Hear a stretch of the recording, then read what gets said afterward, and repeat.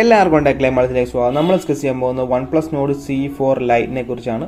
So ഈ smart phone എന്ന് പറഞ്ഞാൽ Oppo A3 5G എന്ന് പറഞ്ഞ ഒരു ഫോണിൻ്റെ ഒരു റീബ്രാൻഡാണ്. ഇത് ചൈനയിൽ ലോഞ്ച് ആയ ഫോണാണ്. അതിൻ്റെ റീബ്രാൻഡായിട്ടാണ് വരുന്നത്. മിക്കവാറും ഇന്ത്യയിൽ ജൂൺ ടൈമിലൊക്കെ ലോഞ്ച് ആവാനുള്ള സാധ്യതയുണ്ട് OnePlus Nord C4 Lite. So ഇത് എങ്ങനെയായിട്ട് ചോദിച്ചു കഴിഞ്ഞാൽ ഈ ഫോണിൻ്റെ സ്പെക്കൊക്കെ വെച്ച് നോക്കുമ്പോൾ ചെറിയ സിമിലാരിറ്റീസ് ഒക്കെ ആണ് മറ്റ് ഫോണുകളൊക്കെ ആയിട്ട്. ഇത് 20K പ്രൈസ് റേഞ്ചാണ് വരുന്നത്. സോ അതിൻ്റെ സ്പെക്കും കാര്യമൊക്കെ നോക്കാം. ഡിസൈൻ കാര്യം നമ്മൾ നോക്കുവാണെങ്കിൽ 8.1 mm ആണ് തിക്നെസ് വരുന്നത്. 191 ഗ്രാം വെയിറ്റ് വരുന്നുണ്ട്. പ്ലാസ്റ്റിക് ബാക്കാണ് വരുന്നത്. പ്ലാസ്റ്റിക് ഫ്രെയിം വരുന്നുണ്ട്. IP54 റേറ്റിംഗ് വരുന്നുണ്ട്. ബിൽഡ് ക്വാളിറ്റി എങ്ങനെയെന്ന് വെച്ച് കഴിഞ്ഞാൽ അത്യാവശ്യം കുഴപ്പമില്ലാത്ത ബിൽഡ് ക്വാളിറ്റിയാണ് വരുന്നത്. കാരണം 20K പ്രൈസ് മോസ്റ്റ്ലി എല്ലാ ഫോണും പ്ലാസ്റ്റിക് ബാഗും പ്ലാസ്റ്റിക് ഫ്രെയിമൊക്കെ ആയിട്ടാണ് വരുന്നത്. ഡിസൈനിൻ്റെ കാര്യം പേഴ്സണൽ പെർസ്പെക്റ്റീവാണ്. കുഴപ്പമില്ലാത്ത ഡിസൈൻ തന്നെയാണ് വരുന്നത്. ഡിസ്പ്ലേയുടെ കാര്യം നമ്മൾ നോക്കുവാണെങ്കിൽ 6.67 ഇഞ്ചിൻ്റെ ഒരു full HD plus 120 ഹെർട്സിൻ്റെ 8-bit AMOLED ആണ് വരുന്നത്. 240 ഹെർട്സ് ടച്ച് സാമ്പിളിംഗ് റേറ്റ് വരുന്നുണ്ട്. 1800 നിറ്റ്സ് ആണ് ബ്രൈറ്റ്നസ് വരുന്നത്. HDR10+ സപ്പോർട്ട് ചെയ്യുന്നുണ്ട്. ഇൻ ഡിസ്പ്ലേ ഫിംഗർ പ്രിന്റ് സ്കാനറിംഗ് വരും. പ്രൊട്ടക്ഷൻ്റെ കാര്യം പറഞ്ഞിട്ടില്ല. മിക്കവാറും പാൻഡ ഗ്ലാസ് ആയിരിക്കും. സോ ഡിസ്പ്ലേയും പ്രൈസ് റേഞ്ച് വെച്ച് നോക്കുമ്പോൾ കുഴപ്പമില്ലാത്ത ഡിസ്പ്ലേ തന്നെയാണ് വരുന്നത്. ഇനി ഓഡിയോയുടെ കാര്യം നമ്മൾ നോക്കുവാണെങ്കിൽ ഡുവൽ സ്റ്റീരിയോ സ്പീക്കേഴ്സും 3.5 mm ഹെഡ്ഫോൺ ജാക്കും വരും.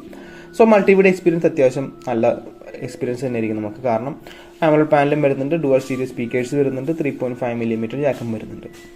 പെർഫോമൻസിൻ്റെ കാര്യം നമ്മൾ നോക്കുവാണെങ്കിൽ പ്രൈസ് റേഞ്ചിൽ വരുന്ന സ്ഥിരമായിട്ടുള്ള പ്രോസറാണ്. സ്നാപ്ഡ്രാഗൺ 6 Gen 1 ആണ് വരുന്നത്.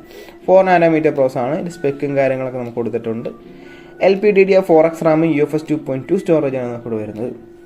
സോ കുഴപ്പമില്ലാത്തൊരു പെർഫോം ചെയ്യുന്നൊരു ചിപ്സെറ്റ് തന്നെയാണിത്. സ്നാപ്ഡ്രാഗൺ 6 Gen 1 ഇതിൽ ബെറ്റർ ചിപ്സെറ്റ് ഉണ്ടോ എന്ന് ചോദിച്ചാൽ പ്രൈസ് റേഞ്ചിലുണ്ട്. ഒരു ഫോണും ഉണ്ട്. അത് ഞാൻ ലാസ്റ്റ് പറയാം.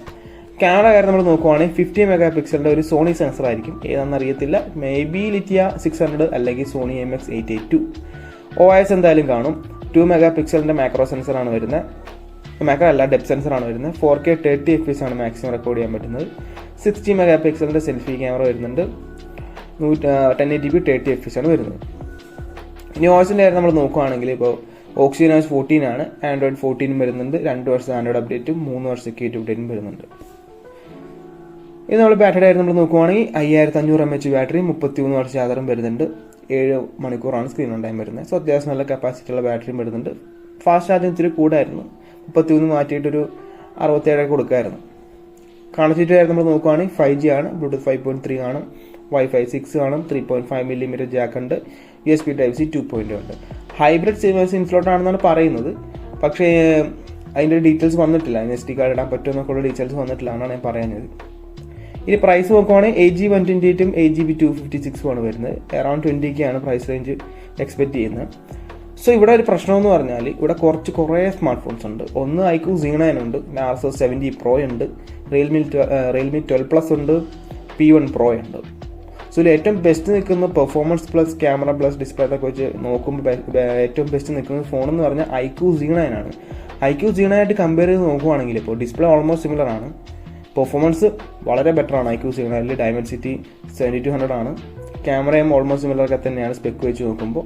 എനിക്ക് ഓവറോൾ bെറ്റർ ആയിട്ട് ഫോൺ തോന്നിയിരിക്കുന്ന iQOO Z9 ആണ്. ഈ ഫോൺ ഇറക്കാൻ പോകുന്നതെന്ന് പറഞ്ഞാൽ ജസ്റ്റ് ഒരു ഓൾട്ടർനേറ്റീവ് പോലെ എനിക്ക് തോന്നിയിരിക്കുന്നത്. ഇപ്പോൾ ഒരു iQOO ഫോൺ വേണ്ട, അല്ലെങ്കിൽ റിയൽമി ഫോൺ വേണ്ടാത്തവർക്ക് എടുക്കാൻ പറ്റിയൊരു ഫോണായിട്ടാണ് എനിക്ക് തോന്നിയിരിക്കുന്നത് OnePlus Nord C4 Lite. ഞാൻ ഒരിക്കലും ഈ സ്പെക്ക് വെച്ച് ഇറങ്ങിക്കഴിഞ്ഞാൽ, അല്ലെങ്കിൽ ഈ പ്രൈസ് റേഞ്ച് ഇറങ്ങിക്കഴിഞ്ഞാൽ ഞാൻ ഒരിക്കലും ഈ ഫോൺ സജസ്റ്റ് ചെയ്യത്തില്ല. iQOO Z9 സജസ്റ്റ് ചെയ്യത്തുള്ളൂ.